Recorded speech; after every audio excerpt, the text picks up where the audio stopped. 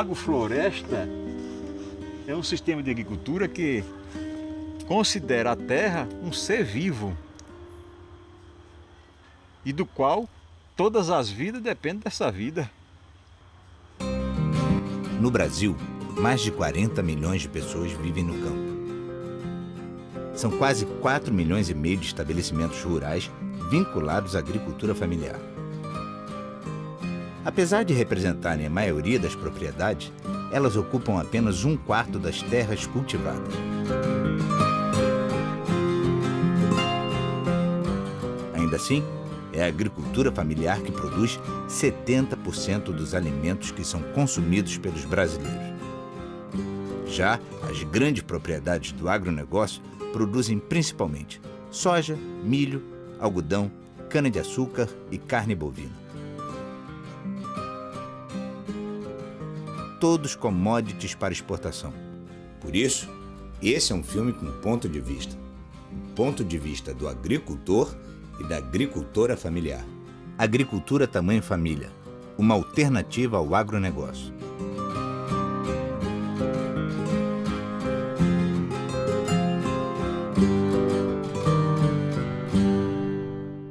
O Movimento Sindical dos Trabalhadores e Trabalhadoras Rurais nasce, a CONTAG nasce já há 50 anos. E resultado principalmente da mobilização, da organização dos trabalhadores e trabalhadoras rurais, organizados como agricultores familiares ou assalariados e assalariadas rurais, exatamente da unidade desses trabalhadores em enfrentar um modelo de desenvolvimento que há muitos anos vem sendo desenvolvido no nosso país e que tem implicado uma necessidade muito grande de resistência das organizações dos trabalhadores no sentido de garantir um outro viés, um outro processo de desenvolvimento com maior inclusão social principalmente e principalmente com outro olhar na organização de políticas públicas, na construção de políticas públicas voltadas para o fortalecimento da agricultura familiar. O filme percorreu 5 estados do país em busca de diferentes experiências de produção e organização da agricultura familiar. Amazônia. Agronegócio desmata. Agricultura familiar preserva. Mato Grosso. Nos últimos 20 anos, o agronegócio da região norte do estado de Mato Grosso tem avançado sobre a floresta amazônica. Em função disso, milhares de famílias são envenenadas com agrotóxicos e são destruídos centenas de milhares de hectares de florestas, que dão lugar à paisagem da monocultura. Esse modelo de desenvolvimento enriquece poucos, principalmente as grandes corporações internacionais produtoras dos venenos e das sementes transgênicas, contribuindo ainda mais para a concentração da propriedade e da renda neste já tão injusto país. Por outro lado, agricultores familiares, desvendando os mistérios das matas, buscam estabelecer formas novas de geração de renda que conciliam a preservação das florestas e dos animais com a produção saudável de alimentos para a população da região.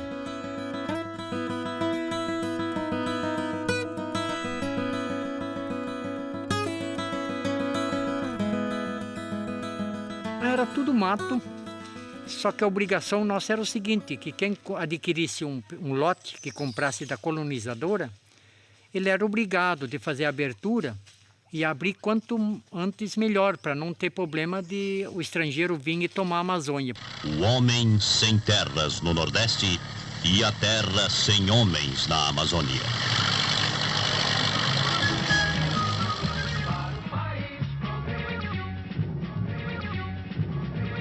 A gente fazia leira de fogo nos pés das figueiras, das castanheiras, para eliminar elas, porque era o problema. Hoje a gente procura uma semente para plantar. Então a gente mudou muito. Nós chegamos do sul com vontade de plantar soja. Aqui só pensavam em soja e arroz, né? Estavam abrindo essa região. E aí nós conseguimos uma terra para abrir ela, para derrubar um pouco de cerrado, né? E plantar soja. Aí quando eu queimava aquilo lá, me doía muito na alma. Eu acho que até o fato psicológico não fazia a coisa funcionar, né? Hoje é bastante diversificado. Eu tenho mandioca, cana para o pessoal fazer guarapa, milho, verduras, né? Alface, almeirão, tempero verde. Mas estamos prensados pelas lavouras, né? De soja, tanto à frente e atrás nossa, à direita e à esquerda, tudo é lavoura, soja e algodão. Os assentamentos, a agricultura familiar, praticamente, numa região principalmente da soja, são pequenas ilhas no meio da soja. Se nós olhar a alimentação, toda a questão que hoje abasteceu o supermercado, exemplo, Lucas Rio Verde, Nova Mutum, Sorriso, Sinop, são dados levantados de 80% a 87% disso está vindo de fora, de São Paulo, do Paraná, de Goiás. Nós poderíamos estar produzindo isso. Minha ligação com essa terra aqui é muito forte, né? As pessoas que assim têm a agricultura familiar no sangue, elas produzem muito outras coisas, né? Mel, doces. Quanto mais diversidade no nosso sítio, melhor a nossa qualidade de vida, né? Eu acho meio impossível, né? Ter grandes plantações e a floresta ficar em pé. Eu acho que não, porque para isso acontecer, muita floresta vai vir, né, pro chão também. Não vai continuar do jeito que está, não. O sojeiro, ele quer derrubar, né? Ele não quer ver floresta em pé. Então eu acho que não tem como conciliar uma coisa com a outra, porque o sojeiro ele destrói mesmo. Ele não tem consciência de preservação de meio ambiente, nada. Semeando o futuro.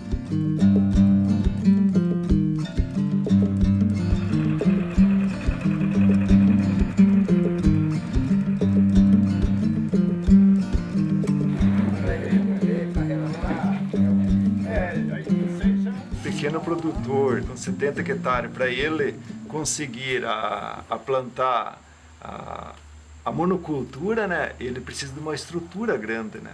Então essa é uma diferença grande que há entre a pessoa que não tem essas condições de fazer, então de desenvolver essas atividades alternativas, né, que seria a questão de cuidar mais da agrofloresta, cuidar da natureza, vamos dizer, voltada e ter o ganho em cima disso, né? Então aqui nós temos várias variedades, temos a graviola, o jatobá, cacau. Isso é o viveiro, a gente faz as mudas, né, faz planta semente, faz a picagem da muda na sacolinha e daí a gente distribui para o associado, né. Você quer ver, eu contente que chega uma criança, tia, o que é essa aqui? O que é? Isso aqui é fruta. Hoje, amanhã nós temos um futuro para essas crianças, elas têm futuro na bacia amazônica. Agora nós vamos deixar ir deteriorizando, ir desmatando, não, porque o pai planta soja, porque não adianta plantar fruta, não adianta mexer com agrofloresta.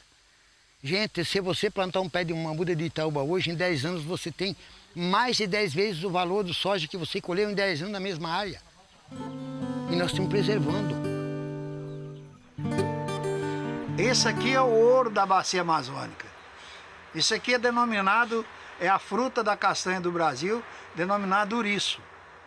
Isso aqui, olha, é um trem tão precioso que eu sinto tanta emoção de falar disso aqui, que quase me embarga minha voz. O futuro dessa região, para nós de posses menores, seria mexer com essa amêndoa tão preciosa que só o Brasil tem e alguns países, lógico, da América do Sul.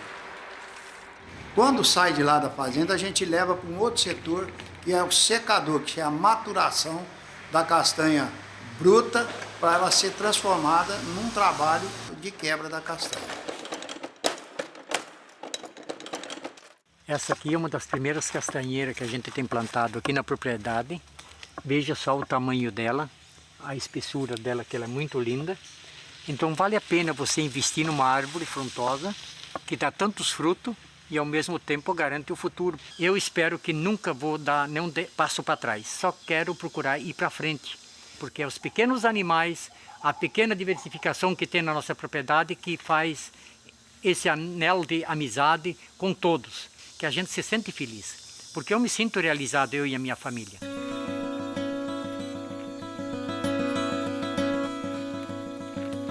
Semiárido, convivendo com a seca. Rio Grande do Norte.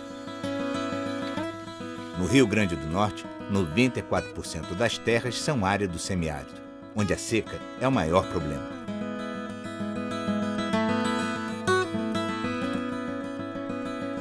Para resolver a questão da seca, existe um antagonismo.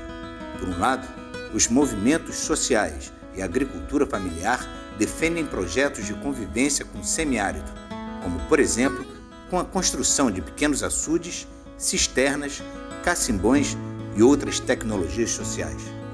Por outro lado, os governos brasileiros historicamente priorizaram grandes projetos de irrigação que beneficiaram um grande capital que vem ocupando de forma sistemática o Rio São Francisco, expulsando a agricultura familiar e a população ribeirinha.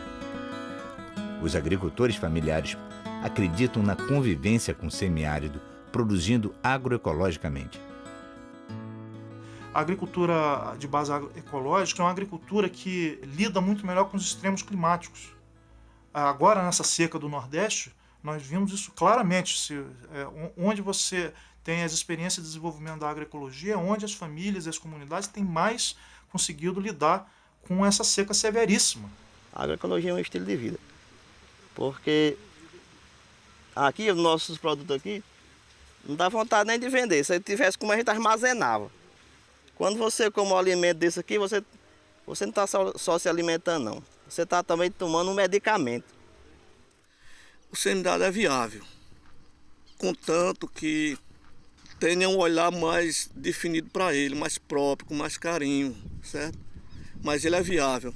Nós estamos vendo aqui essa área, né?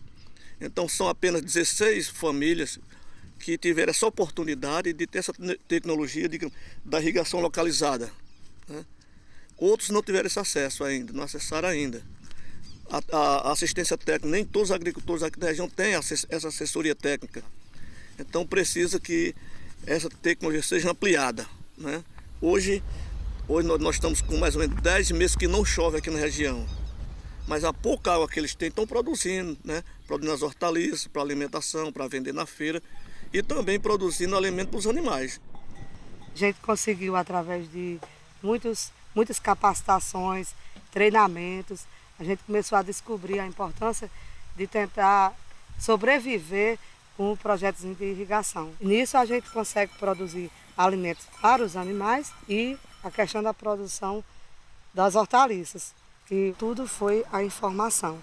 A gente começamos a ter, a partir daí, uma grande consciência da importância de produzir orgânico para a saúde, para o meio ambiente, né? O ambiente também, lógico, que no momento que você faz uma aplicação de agrotóxicos na propriedade dessa, o que vai para os animais, fica envenenado e eles iam consumir de qualquer forma, vai para a mesa, né? E a gente usando essa forma, a gente consegue eliminar essa parte aí e, consequentemente, ter uma vida melhor. A horta é primeiro importante porque não tem outra renda de nada aqui, de nada mesmo.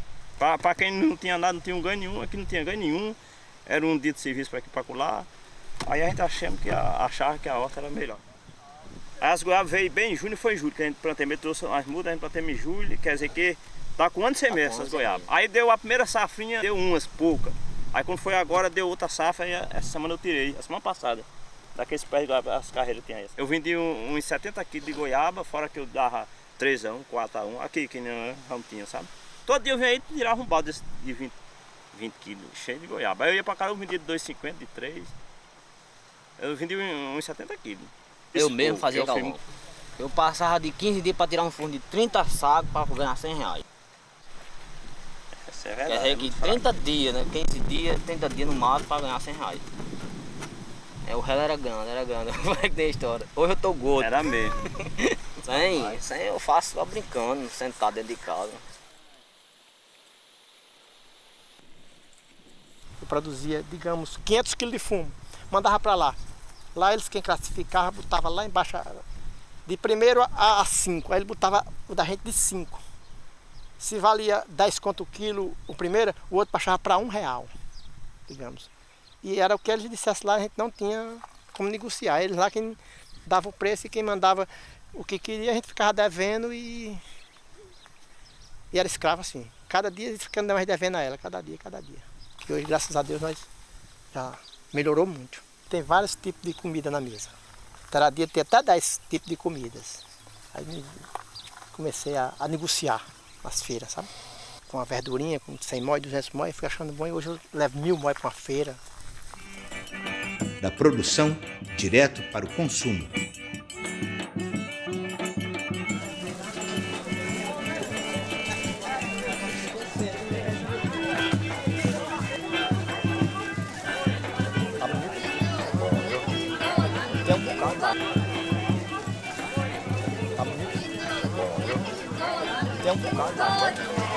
Eu sou uma consumidora contínua, todos os domingos eu estou aqui comprando os produtos orgânicos, de boa qualidade, graças a Deus, entendeu? Certo? Que os produtores acreditaram e estão indo à frente, graças a Deus. É pequena, mas está dando certo, entendeu? Graças a Deus.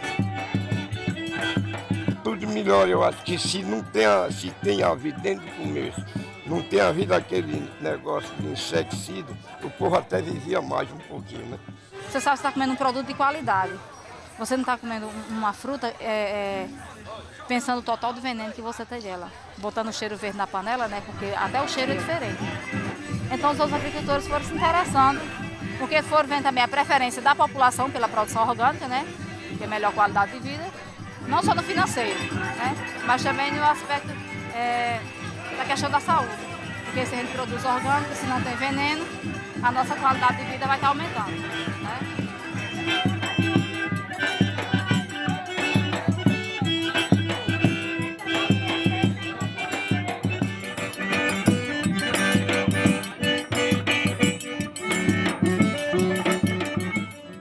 Superexploração da mão de obra versus autonomia dos trabalhadores e trabalhadoras. Pernambuco. Em Pernambuco, a monocultura da cana-de-açúcar ocupa mais de 1/3 de toda a área plantada com lavoura temporária. Ela está, em sua maior parte, na zona da mata, onde 0,73% dos proprietários controlam 45% da área de agricultura da região. Do outro lado, 90% dos proprietários detêm 14% da área. É uma das maiores concentrações de terra do mundo. Os trabalhadores assalariados do corte de cana lutam pelo dia em que deixarão o trabalho exaustivo e explorador para terem a sua própria terra.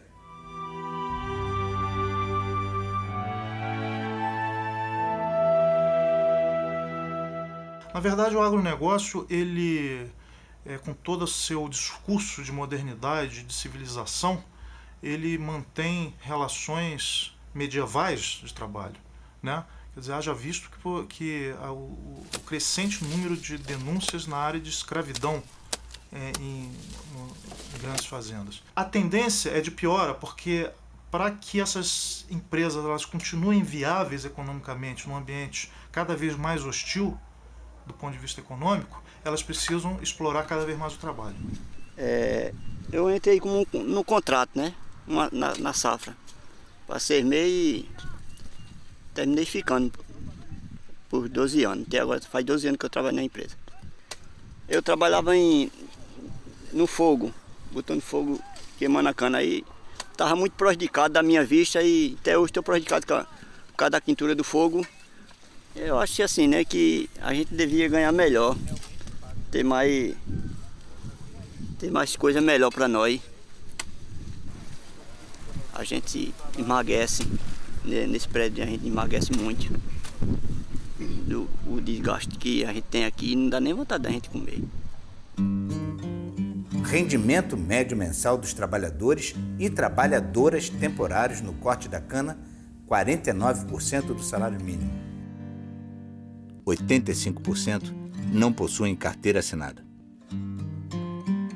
O artigo publicado na revista Saúde e Sociedade afirma que diariamente o trabalhador do corte da cana em média caminha 9 quilômetros, carrega 12 toneladas em monte de 15 quilos, faz 800 flexões de pernas, despende mais de 130 mil golpes de facão, flexionando o corpo 36 mil vezes para golpear. Isso leva a uma perda diária de 8 litros de água, sob os efeitos do sol forte, poeira e fuligem expelida pela cana queimada. O esforço é tamanho que o dispêndio de energia resulta em morte dos trabalhadores ou em perda precoce da capacidade de trabalho. Eu marco de 2 horas, 2h30. Aí quando eu saio de casa para o serviço é 3h40, 3h50. Quando acaba de chegar no serviço é 5 horas, 5h30. Agora o horário de sair não tem horário certo não. Nesse trabalho, acaba se força muito, né? Trabalha, acaba muito trabalhando nesse trabalho também. Agora se o cara tivesse outra oportunidade de outro serviço, era bom demais. Acaba não corta de cana. Trabalha porque é o jeito mesmo. Se eu tivesse uma oportunidade, tivesse um pedaço de terra, uma coisa para plantar uma coisa, claro que eu ia deixar esse serviço aqui e ia trabalhar para mim. Porque trabalhar para a pessoa, tendo, é muito melhor do que trabalhar aqui no corte de cana, né? Hoje o cortador de cana, na verdade, não deixou de ser escravo, não. Eu chamo de escravo moderno, mas continua sendo escravo. Você é obrigado a fazer aquela produção para poder ganhar aquele dinheiro. Olha, hoje em nosso município temos 8 assentamentos pelo INCRA e temos um pelo crédito fundiário. E essas famílias hoje, graças a Deus, vivem bem melhor do que o cortador de cana. Sempre planto roça, planto batata, macaxeira, planto uma caninha também. Aconteceu que hoje trabalho para mim, para sobreviver e dar de comer a minha família. É melhor ser assentado do que ser empregado de patrão. Era muito drástico para os trabalhadores, além de não receber minimamente seus direitos trabalhistas e perder os empregos com o fechamento das unidades que garantiriam um pouco essa condição de sobrevivência, eles tiveram que optar, e a opção que se teve na época foi de fazer esse enfrentamento, de fazer o processo de ocupação das terras. O sindicato organizou os trabalhadores e ocupou o Engenho Concórdia, Engenho Velho, Engenho Sítio, todos esses eram engenhos de cana-de-açúcar. E hoje, dentro desses 3 assentamentos que eu estou citando como exemplo, você tem em média 200 famílias assentadas, que na sua grande maioria elas eram trabalhadoras dessas unidades aqui da região da Zona da Mata. Então isso deu uma condição favorável para que as famílias pudessem ter uma transição do assalariamento rural para a agricultura familiar, no processo de reforma agrária. É um negócio familiar, onde você, com seu esforço, você consegue, e o da sua família, se manter e, além de se manter, abastecer também com alimento as pessoas que não têm essa condição de poder produzir. Agrofloresta, uma maneira de fazer agricultura familiar.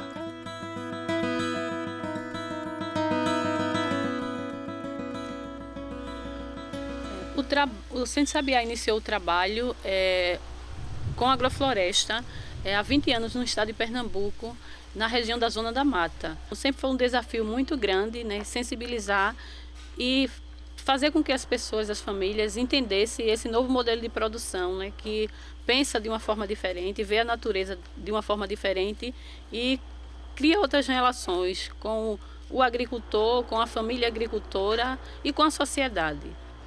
Diversidade de espécies são sistemas complexos, biodiversos, né, que têm garantido uma melhor qualidade de vida para as famílias que têm desenvolvido a agrofloresta. Quando a gente iniciou a experiência em 94, a gente partiu por aqui, que nada produzia. Hoje o coqueiro está com outra produção, né? Produção de jaca, produção de manga, de abacate, de cacau. Tudo se produz aqui dentro. E o solo está com outra situação. Porque o solo foi assassinado por um sistema de agricultura que só faz tirar sem devolver nada para o solo, né? Esse sistema de agricultura, a gente aprende tudo com a natureza. Ela vai dizer o que a gente deve fazer. Se você começa a observar, você vai ter um monte de coisa, um grande aprendizado. A natureza é a principal agricultora e a principal professora. A gente tem também como um grande avanço o que acontece, por exemplo, com a minha esposa. Ela chegou até a trabalhar fora para ajudar na renda familiar. Pergunta se ela quer ir hoje, né? E a nossa produção praticamente passa na mão dela. O cacho de banana está maduro, se não comer logo vai se perder, vai se estragar. Mas se chega na mão dela, ganha pelo menos 6 meses pela frente. quando ela transforma num doce em calda, ou quando transforma numa pasta de banana, é mais importante ainda o trabalho dela do que o meu. Agrega diversidade, durabilidade e agrega valor. Estou fazendo pastel integral com recheio de repolho e o repolho com verduras, né, refogada. Esse beneficiamento dentro do sistema da agrofloresta, ele nos trouxe assim uma segurança, né, muito grande, não só para o comércio, como também para a nossa família. Nós somos pequenos ainda, mas somos uma luz, né, de estar assim, preservando a natureza, preservando a vida, preservando assim, coisas que o mundo precisa se despertar para isso. Porque a gente sabe o quanto está sofrendo aí, né, de agrotóxicos no mundo, doenças que está trazendo pela alimentação, e a gente tem a certeza que estamos sendo uma luzinha, levando aí, e queremos que essa luz ela se multiplique, não só conosco, mas com outros agricultores, com outras pessoas que realmente têm amor à vida, leve isso aí para frente também. Que a gente vê no espaço agroecológico. Todos os sábados, né, pela manhã, a gente sai daqui e leva para lá. A gente, quando chega lá, já tem cliente, muitas vezes esperando, às vezes até ajuda a arrumar as barracas conosco. Eu sempre digo a todos assim, né, a gente vende, a gente precisa, é lógico, mas o que se passa entre a gente e os clientes é muito mais gratificante do que mesmo o dinheiro. É a confiança que passa para eles e eles para a gente. Eu me interessei pelos produtos orgânicos, né? Pela qualidade de vida, qualidade na alimentação e qualidade de vida. Né? A gente começou a ter uma resposta no nosso organismo em problemas assim que a gente tinha. Tipo assim, eu tinha frequentes dores de cabeça, não tenho mais. Uma folhinha orgânica aqui é muito mais barato do que o orgânico vendido nos supermercados. Entendeu? E é mais barato do que o não orgânico também. Eu sou contra o atravessador. E essa feirinha veio a gente comprar do próprio produtor, que era o que sofria com o atravessador. Ele produzia e era explorado pelo atravessador. Além disso, de ser mais saudáveis, são considerados produtos limpos, para mim é muito importante que eu estou contribuindo para a vida também das pessoas que trabalham com produtos orgânicos, com agricultores. Eu estou contribuindo para o comércio local, eu estou contribuindo para a vida delas, para a agricultura familiar. Na medida que nós temos mais consumidores e mais produtores também orgânicos da agricultura familiar, esses preços se tornam mais acessíveis. Não acontece porque tem uma política governamental, né? A gente tem uma política muito ambígua no campo governamental. De um lado, você tem o Ministério de Desenvolvimento Agrário, que apoia agricultores familiares, e você tem o Ministério de Desenvolvimento da Agricultura, né? Que apoia essas grandes empresas. Se você for pensar em termos de recursos governamentais em relação ao que é financiado para a agricultura familiar e para as empresas agropecuárias, é uma distância muito grande. Então eu acho que não há uma política que de fato priorize isso como uma questão importante. Luta pela terra. Latifúndio igual a agronegócio. Reforma agrária igual agricultura familiar. A conquista da terra para agricultores familiares representa o primeiro passo na construção de uma vida livre em que não estão mais sujeitos aos patrões. A conquista da terra se dá através da compra, da ocupação de áreas de posse e muitas vezes através de duras e violentas lutas contra grileiros e falsos proprietários. O estado do Tocantins foi palco de muitos desses enfrentamentos. No final da década de 90, o governo do Tocantins criou o projeto Campos Lindos e doou a terra para aliados políticos, desconsiderando os antigos moradores do local. E esses políticos apadrinhados pelo Siqueira Campo não tinham nenhuma relação com a produção, com a agricultura, mas logo em seguida negociaram os lotes para produtores, exploradores de soja, principalmente do sul. Com isso, muitas famílias que não tiveram a oportunidade de participar de uma reação de uma organização perderam o direito de continuarem trabalhando. Aqui era a minha cozinha. ainda está o alicerce aqui, que era uma cozinha, que empurraram de trator. Em Campos Lindos, desde a implantação do projeto pelo governo do estado, aproximadamente 400 famílias ou quase 1.000 pessoas tiveram seus direitos de posse usurpados, sendo expulsas de suas terras, indo para a periferia de cidades próximas. Com a roça que fizeram primeiro aqui, quando me tiraram, queimaram muito pé de fruta, ficou só esse meio aqui, ó. Mas tudo feito por mim e meus filhos. Aqui era a cisterna de eu pegar a água, tudo feitinho, bem feitinho aqui, os beijos tudo, eles vieram, empurraram tudo para dentro, entupiram aqui, que era uma água linda, porque no Ribeirão a gente não pode mais beber, que está intoxicada as águas. Não é? Que tem plantio bem aí, ó. Na beira do riacho lá, os gradeia tudo e planta, tá lá e a gente tem receio de beber da água do rio. Tudo que tem aqui, tem um pé de cajá ali, que eu trouxe da Cangalha, que lá é que tem cajá nativo. Eu trouxe a mudinha, de lá a fruta, plantei ali, tá ali, ó, já dando fruta, plantado por mim. O último que saiu daqui foi este meu mano que morava nesta casa. Eu saio porque estou só, mas não é por vontade não. Não é por vontade, porque nasci e me criei aqui, tenho amizade no lugar e o lugar é bom. Assim posso dizer que não estou tendo mais condição de fazer nada aqui, porque até a minha criação está morrendo, eu suponho que seja de veneno na água dos fazendeiros. Jogam veneno também, jogam de avião, não é? Para matar a praga. E então, no plantio, plantam com veneno também. Eu suponho que seja por conta disso. A colheita também colhe a com colheita veneno. Colhe com veneno também, passa o veneno para ressecar a soja. E então, tudo isso eu acho que prejudica o gado. Já está com uns 3 a 4 anos que nós não bebemos mais da água do Ribeirão. Mandamos baixar um poço e aí a gente pega a água do poço. Mas não deixa também que ali na água do poço pode dar certo uma veia daquela água que vem encanada de lá, quem sabe. Às vezes vem de lá do trio do veneno, não é? Lá da serra.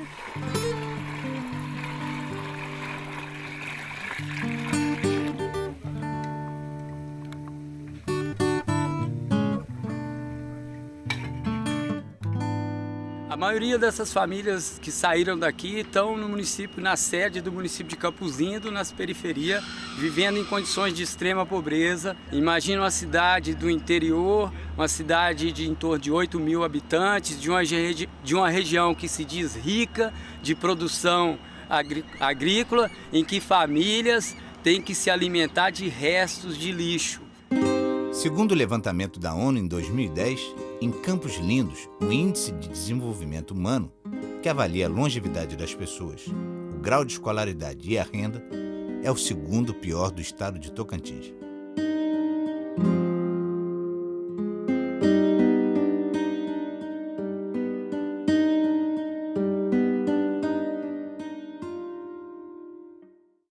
A situação de hoje, ela nos apresenta novas vulnerabilidades provocadas pelas contradições do modelo de desenvolvimento. De 2002 para cá, é que descobrimos que o Tocantins passou a ser também o campeão dos estados que escraviza. E aí trabalhamos durante 3 meses, aí quando foi no final do serviço, o homem disse que ia pagar diferente do que nós tínhamos combinado, né? Queria pagar muito menos. Eles estão lesando nossos direitos, né? Nós estamos debaixo de um barraco de lona, comendo ruim, passando fome, trabalhamos muito.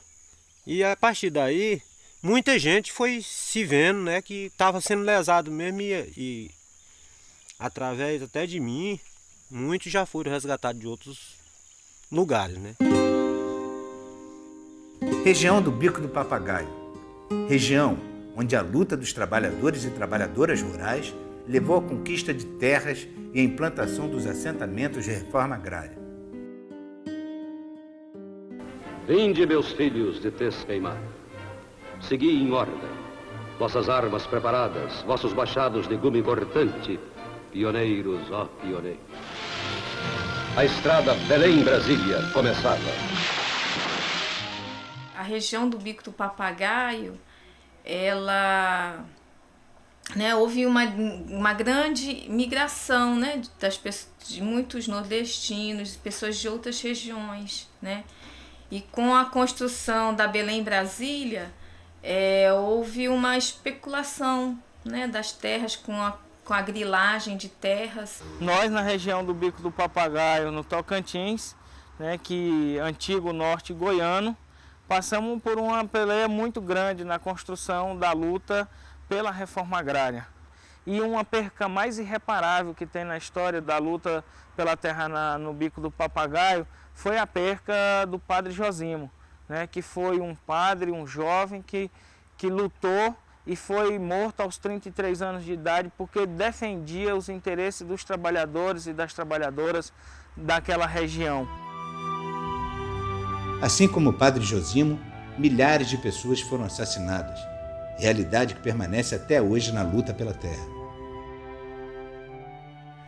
Os agricultores, a partir do apoio, né, da CPT, da igreja, eles começaram a tomar consciência dos seus direitos, né? E a partir daí culmina com a criação de sindicatos dos trabalhadores rurais, e essa luta pelo acesso à terra, ela se intensifica na região, né, havendo conflitos bastante fortes. A luta é pesada, mas eu acho que a vitória é maior, né? Só quem sabe quanto custa a gente viver corrido, através dos direitos da gente que nós temos, que a terra sempre é da União, da nação, é só quem passou por esse sufoco. Cada quem tinha sua moradia aqui na região. Essa fazenda hoje, que é só de um dono, naquela época eram vários donos. O latifúndio tomou as terras, né? Os pais não puderam ter o acesso de criar os filhos dentro da mesma terra onde se nasceram. Nosso objetivo é resgatar um pedaço de chão para nós poder produzir alimento, né? Para que os nossos filhos possam não estar passando o que nós estamos passando hoje. Desempregados, né? Sem nenhuma renda própria, porque tudo isso a gente já teve antes.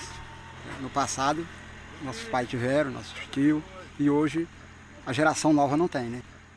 Essas fazendas nossas aqui são de políticos que vêm de lá comprar as terras aqui, lavando o dinheiro de lá para cá, entendeu? E isso eu acho errado, entendeu? O tanto de terra que nós temos abandonado aqui, perdida aqui, sendo que nós temos uma quantidade de sem terra, precisando de terra para trabalhar.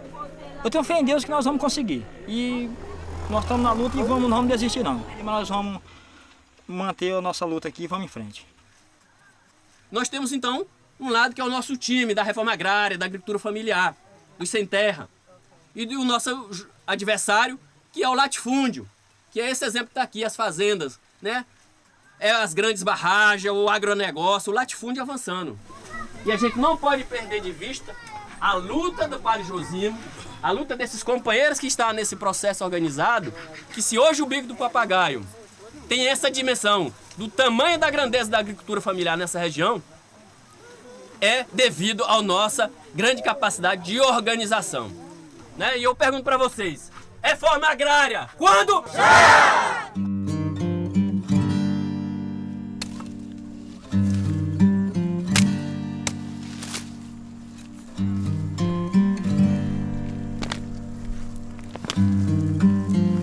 Os acampados na beira da estrada, eu acredito que eles estão reivindicando um direito que eles têm necessidade, igual a gente teve na época anterior. Eu me criei, só tinha mãe, nós não tínhamos terra, morava na terra de patrão, mas eu me sinto feliz de ter conseguido a terra, ter criado meus filhos, ter dado um estudo para eles. São 7 filhos que eu criei. E graças a Deus, meus filhos, quase todos eles têm um endereço próprio.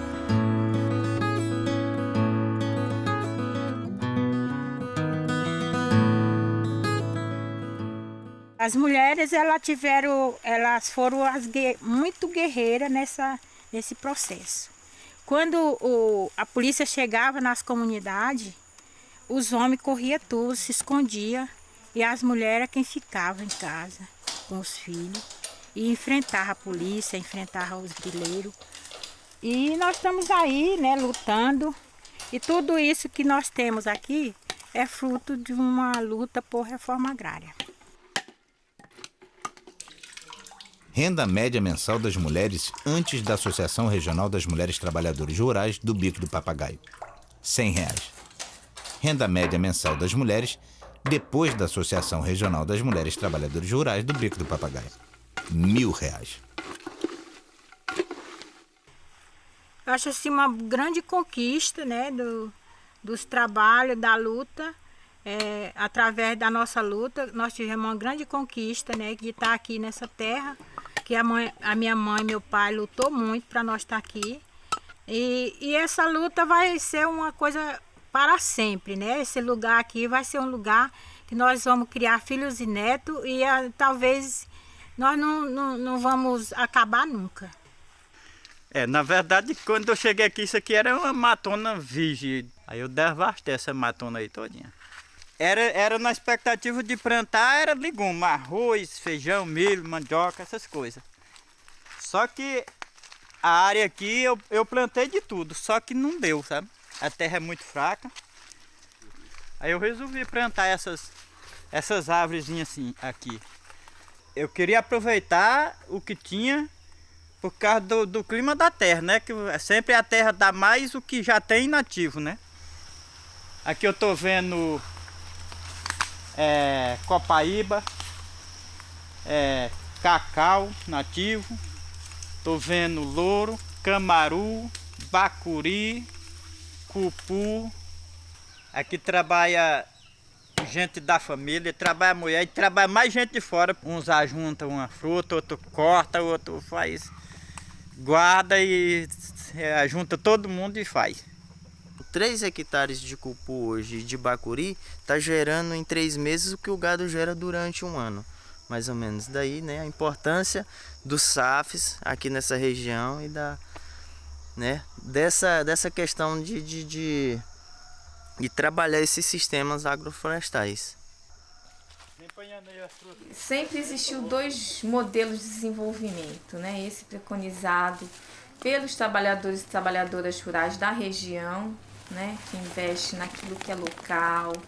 E também eu acho que existe, né, um outro modelo que é preconizado pelos governos, que é o quê? É a criação de gado, né, a monocultura da teca, do eucalipto, que se avança muito fortemente aqui na região. Eles podem provocar um processo inverso, que é justamente a expulsão dessas famílias que hoje estão assentadas, que estão produzindo, né, de sair das suas terras. Ele não derruba essas palmeiras, ele não devora os palmeirais. Tu já sabe que não pode derrubar, precisamos preservar a riqueza naturais. Tu já sabe que não pode derrubar, precisamos preservar a riqueza natural. Garantia da sucessão rural. Rio Grande do Sul. A continuidade dos jovens na propriedade é atualmente um dos grandes desafios da agricultura familiar. No Rio Grande do Sul, em 12% das propriedades agrícolas não há sucessor. As experiências visitadas nos mostram que políticas de acesso à terra, diversificação da produção e melhoria geral dos serviços públicos são fundamentais para dar condições básicas para que os jovens permaneçam no campo. No Rio Grande do Sul nós temos alguns dados em relação à agricultura familiar, que 43 mil propriedades não têm um jovem sucessor, que é no caso um filho que vai assumir a propriedade. A gente tem priorizado as famílias que têm acessado ao Programa Nacional de Crédito Fundiário, porque são famílias geralmente que têm uma rentabilidade menor, né, que a possibilidade deles permanecerem no meio rural é através do programa, continua utilizando a infraestrutura dos pais, né, num momento de uma agregação de área.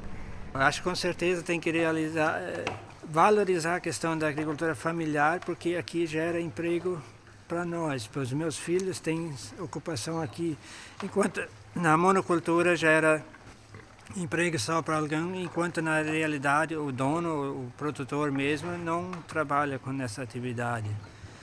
Enquanto que nós, aqui o meu pessoal, nós, a família, nós fizemos mesmo o nosso serviço.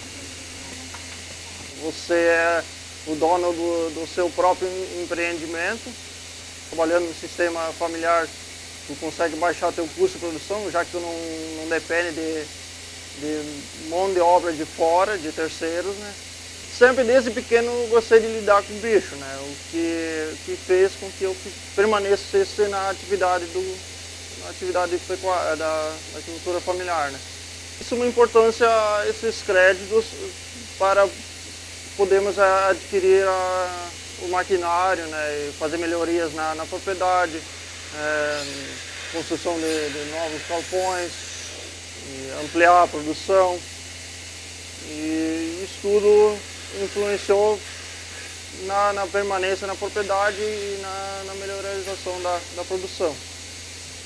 Eu sou natural de Pelotas, né, no município lá da região mais sul, e eu vim parar num outro município, depois numa área alugada, e daí depois eu passei a vir para esse município, né, faz 10 anos atrás, e aí surgiu essa oportunidade dessa área aqui. Primeira coisa, tem que fazer a limpeza, porque isso aqui era uma área com muito, inclusive até era um antigo lixão, né? E assim que teve limpa a área, a gente começou a montar as estufas, né? E começar o trabalho, né? Quem adquire a área pelo crédito fundiário, né? Ele já tem um benefício que é o Pronaf-A, que é para, no caso, indicado mais para infraestrutura, né? Começar a montagem, coisa. Então esse a gente também pode ter acesso a esse crédito, né? Nem sempre o grande produtor, né, ele produz coisas mínimas, assim, como hortaliças, coisas assim, geralmente não é a tradição grandes produtores produzir, né? Essa aqui é a plantação de pepino salada, é um sistema semi-hidropônico, produzido em slab com substrato e com fertirrigação, né? A gente resolveu em 2011, a gente fez essa estufa aqui para plantar hortaliças. E eu acho que está sendo bom, está dando um bom resultado. A gente está diminuindo com a planta de fumo. E vamos seguir nessa aí, né? Porque o grande não vai diversificar, não vai produzir certos tipos de produto. O grande entrou numa linha de produção, né, em larga escala, mas não faz de muita diversidade, né? Isso sai só do pequeno.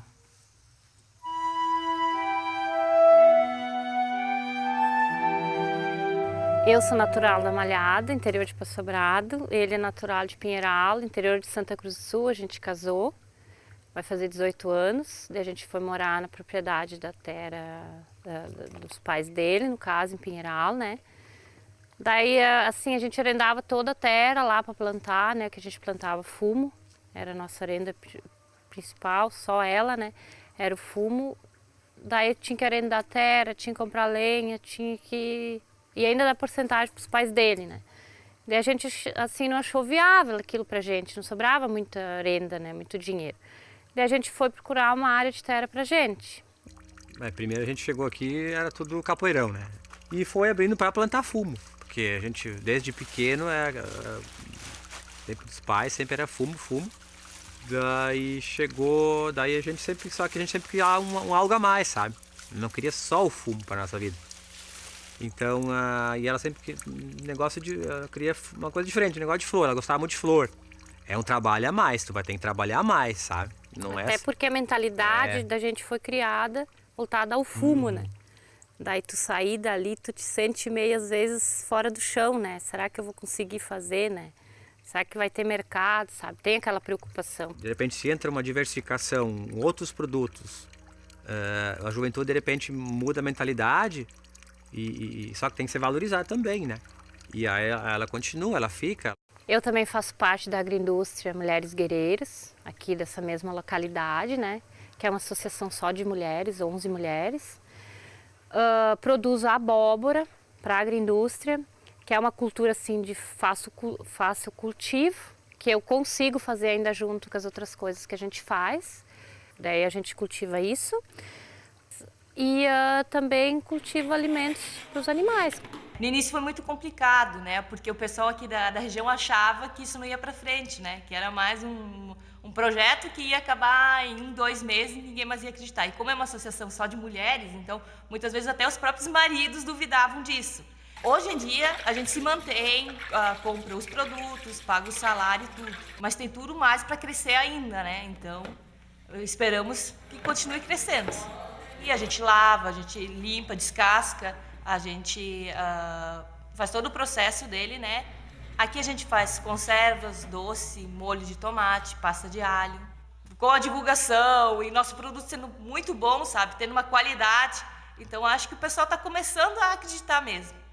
O governo tentar dar mais incentivo, porque muitas vezes eles dão, mas chega até um certo ponto depois que não tem como continuar, né? Então acaba esbarrando nesse problema, né? É uma das coisas que a gente viu aqui bastante da agroindústria. A gente só conseguiu manter ela depois com os projetos do governo, que é o PAA e a merenda escolar. Porque se tu depender só de mercado, é muito complicado, né? A partir da estimativa conservadora da Unesp, no Brasil, há 40 milhões de hectares de terras improdutivas, passíveis de desapropriação, que seriam disponibilizados para a reforma agrária, o que permitiria o assentamento de mais de 1 milhão de famílias.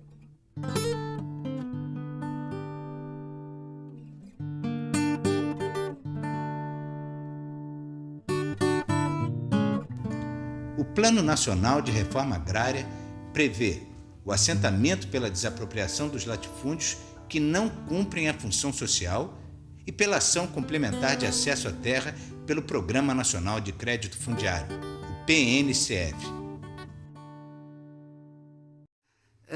Eu vejo que a reforma agrária tem um papel fundamental da construção de uma democracia. Não há possibilidade no Brasil de se crescer uma democracia social se não se tiver a reforma agrária.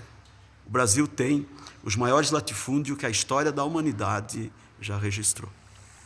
Eu não vejo uma outra saída para os trabalhadores do campo se não for a reforma agrária. Agora, uma reforma agrária justa, com qualidade, que dê condição para o homem do campo, de fato, se manter, gerar desenvolvimento na produção de alimentos, também para a comercialização, não só para a subsistência. Quanto custa o país a reforma agrária em virtude de um modelo que exclui mão de obra? Quanto custa o país gerar emprego, ficar criando emprego porque a gente tem um modelo econômico que exclui emprego? Quer dizer, isso a gente não contabiliza. Quanto custa o país recuperar as áreas degradadas que essas áreas, que essas grandes monoculturas estão propiciando? Isso aí ninguém fala. E, além disso, o processo de distribuição dessa riqueza. Né? Não adianta eu ter uma atividade que me gera 5 milhões de reais em termos de estratégia econômica para o país, né? E essas 5 milhões ficam na mão de uma pessoa, ou de 2, 3 pessoas. É realmente uma visão que nada tem a ver com a visão que os movimentos sociais tiveram quando lutaram pela terra, pela reforma agrária, pelo modelo de desenvolvimento, onde o trabalhador do campo é sujeito e pode ter visão própria e encaminhar uma agricultura, uma forma de existência social, onde as coisas se equilibram, onde a natureza é respeitada, etc. Vamos continuar firme nessa luta, desafiando todos os limites que nós temos para que a gente possa implementar um projeto onde seja incluído crianças, homens, jovens e mulheres de todas as idades, para que a gente efetivamente tenha uma nação justa e igualitária, onde nenhuma pessoa possa passar fome. É caminhar para verdade, para a luta do camponês, né? Eu não tenho estudo, meus filhos, eu estou tentando ver se dou estudo para eles. Mas um estudo que ensina a eles caminhar na estrada que é a deles. Porque não adianta eles querer crescer e dizer assim, não, eu vou ser um fazendeiro e explorar, né? É o pai. Meus filhos estão chegando. Vou indo para a escola. Passa aqui. Apresentar meus filhos. Vem. Passa aqui. Vai para onde, Daniela? A escola. Vai para a escola? Vem. Vai passando. E tu, Carlos, hein? Vai para onde? A escola. Vai aprender, estudar, ler? Tu gosta da roça? Uhum. Passa para ali, vem. E tu? Tá comendo matinho? Vai pra escola? Tá certo. Vamos com Deus pra escola, viu?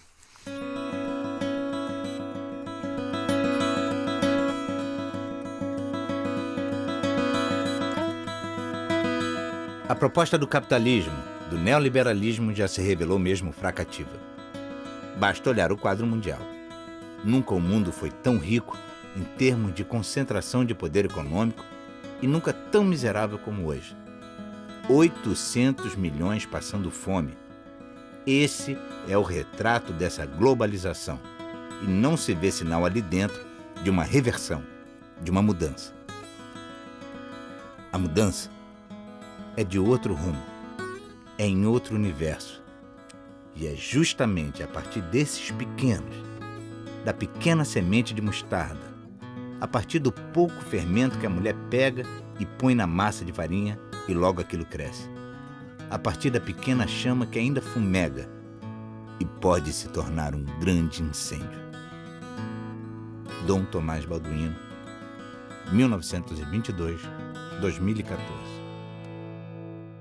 Especialmente nos últimos anos, conquistamos políticas públicas e programas que ajudam a agricultura familiar, como a ampliação do PRONAF, o Programa de Aquisição de Alimentos, o PA, Programa de Merenda Escolar, o PENAI, e o Plano Nacional de Agroecologia, dentre outras medidas estratégicas.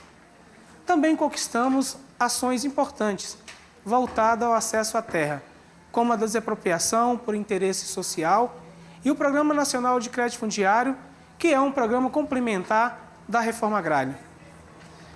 No entanto, para que a democratização da terra e o fortalecimento da agricultura familiar passe a ser, de fato, as estratégicas centrais do desenvolvimento rural brasileiro, sabemos que precisamos reforçar cada vez mais as nossas lutas e as nossas organizações.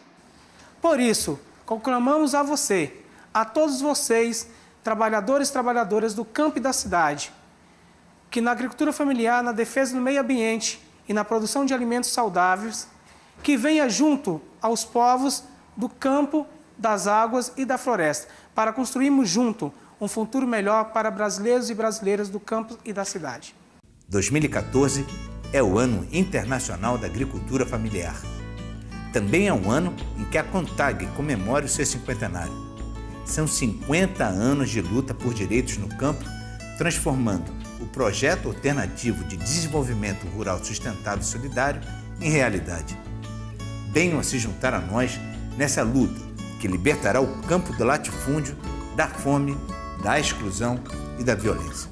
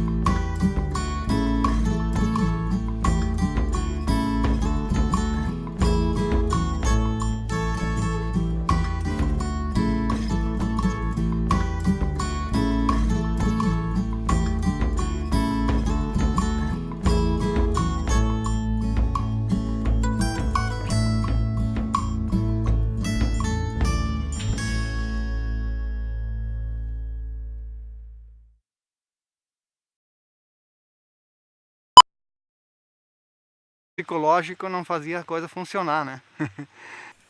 Hoje é bastante diversificado. Eu tenho mandioca, cana para o pessoal fazer guarapa, milho, verdura, né? Alface, almeirão, tempero verde. Mas estamos prensados pelas lavouras, né? De soja, tanto à frente e atrás nossa, à direita e à esquerda, tudo é lavoura, soja e algodão. Os assentamentos de agricultura familiar, praticamente, numa região principalmente da soja, são pequenas ilhas no meio da soja. Se nós olhar a alimentação, toda a questão que hoje abasteceu o supermercado, exemplo, Lucas Rio Verde, Nova Mutum, Sorriso, Sinop, são dados levantados de 80% a 87% disso está vindo de fora, de São Paulo, do Paraná, de Goiás. nós poderíamos estar produzindo isso. Minha ligação com essa terra aqui é muito forte, né? As pessoas que assim têm a agricultura familiar no sangue, elas produzem muito outras coisas, né? Mel, doces. Quanto mais diversidade no nosso sítio, melhor a nossa qualidade de vida, né? Eu acho meio impossível, né? Ter grandes plantações e a floresta ficar em pé. Eu acho que não, porque para isso acontecer, muita floresta vai vir, né, pro chão também. Não vai continuar do jeito que está, não. Já há 50 anos. E resultado principalmente da mobilização, da organização dos trabalhadores e trabalhadoras rurais, organizados, né, como agricultores familiares ou assalariados e assalariadas rurais, exatamente da unidade desses trabalhadores e enfrentar um modelo de desenvolvimento que há muitos anos vem sendo desenvolvido no nosso país e que tem implicado uma necessidade muito grande de resistência das organizações, dos trabalhadores, no sentido de garantir um outro viés, um outro processo de desenvolvimento com maior inclusão social, principalmente, e principalmente com outro olhar na organização de políticas públicas, na construção de políticas públicas voltadas para o fortalecimento da agricultura familiar. O filme percorreu 5 estados do país em busca de diferentes experiências de produção e organização da agricultura familiar. Amazônia. Agronegócio desmata. Agricultura familiar preserva. Mato Grosso. Nos últimos 20 anos, o agronegócio da região norte do estado de Mato Grosso tem avançado sobre a floresta amazônica. Em função disso, milhares de famílias são envenenadas com agrotóxicos e são destruídos centenas de milhares de hectares de florestas, que dão lugar à paisagem da monocultura. Esse modelo de desenvolvimento enriquece poucos, principalmente as grandes corporações internacionais produtoras dos venenos e das sementes transgênicas, contribuindo ainda mais para a concentração da propriedade e da renda neste já tão injusto país. Por outro lado, agricultores familiares, desvendando os mistérios das matas, buscam estabelecer formas novas de geração de renda que conciliam a preservação das florestas e dos animais com a produção saudável de alimentos para a população da região.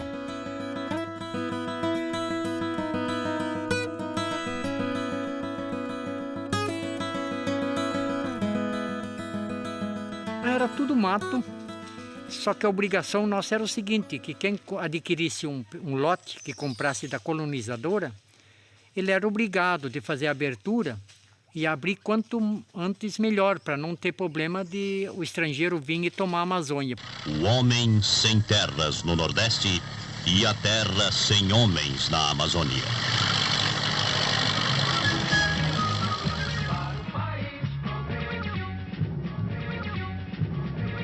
A gente fazia leira de fogo nos pés das figueiras, das castanheiras, para eliminar elas, porque era o problema. Hoje a gente procura uma semente para plantar. Então a gente mudou muito. Nós chegamos do sul com vontade de plantar soja. Aqui só pensavam em soja e arroz, né? Estavam abrindo essa região. E aí nós conseguimos uma terra para abrir ela, para derrubar um pouco de cerrado, né? E plantar soja. Aí quando eu queimava aquilo lá, me doía muito na alma. Eu acho que até o fato...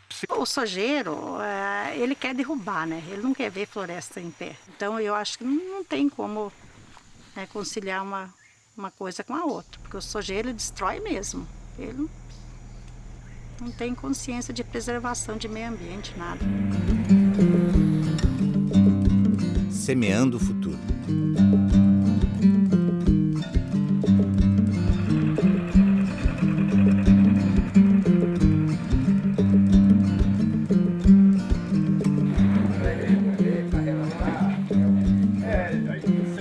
Pequeno produtor com 70 hectares, para ele conseguir a plantar a monocultura, né, ele precisa de uma estrutura grande, né? Então essa é uma diferença grande que há entre a pessoa que não tem essas condições de fazer, então de desenvolver essas atividades alternativas, né, que seria a questão de cuidar mais da agrofloresta, cuidar da natureza, vamos dizer, voltada e ter o ganho em cima disso, né? Então aqui nós temos várias variedades. Temos a graviola, o jatobá, cacau. Isso é o viveiro. A gente faz as mudas, né? Faz a planta semente, faz a repicagem da muda na sacolinha e daí a gente distribui para o associado, né? Você quer ver, eu contento que chega uma criança, tia, o que é essa aqui? O que é? Isso aqui é fruta. Hoje, amanhã nós temos um futuro para essas crianças. Elas têm futuro na Bacia Amazônica. Agora nós vamos deixar...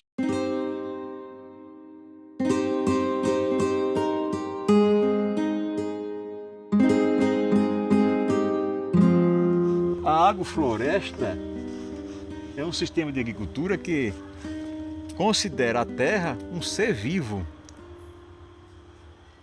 e do qual todas as vidas dependem dessa vida. No Brasil, mais de 40 milhões de pessoas vivem no campo. São quase 4,5 milhões de estabelecimentos rurais vinculados à agricultura familiar. Apesar de representarem a maioria das propriedades, elas ocupam apenas 1/4 das terras cultivadas.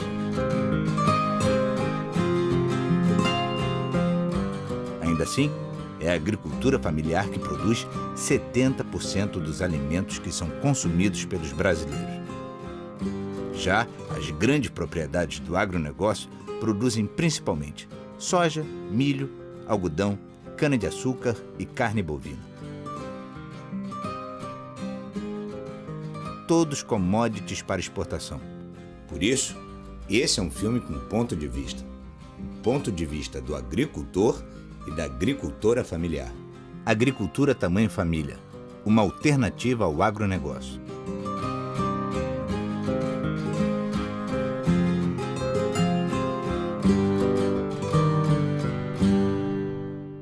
O Movimento Sindical dos Trabalhadores e Trabalhadoras Rurais nasce, né, com TAG, nasce